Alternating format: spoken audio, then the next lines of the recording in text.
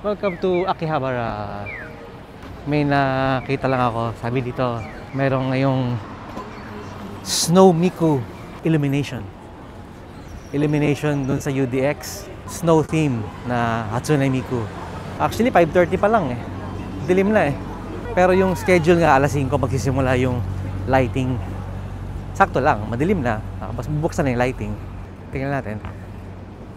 May ilaw yung UDX. Merong heart na malaki na nagiging blue and nagpo-pulsate siya. Ayan o, heart, UDX. Tapos color theme yung white and blue. Wow. Ganda. Simple lang siya.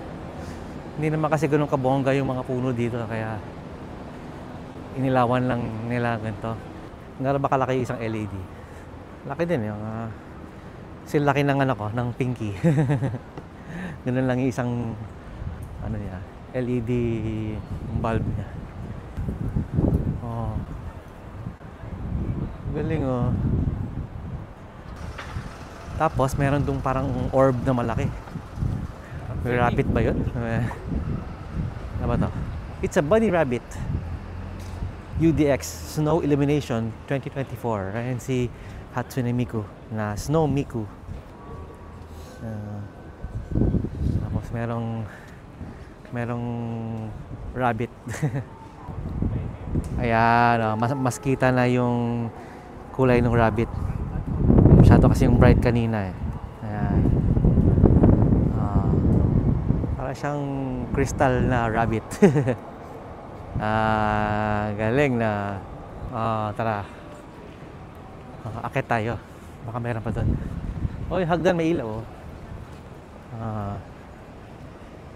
Tingnan natin kung ano pang mga ilaw-ilaw dito.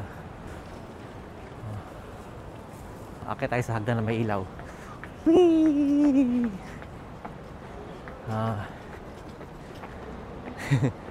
Nagiging red din pala to. Nagiging red din pala siya. Parang hindi lang pala waterfall na blue. Red din. Dito wala. Yung normal lang na ilaw sa floor. Sa likod na may ilaw. Baka di pa tapos. Ito hindi pa umiilaw tong portion. Mga bumbilya hindi pa naka-on.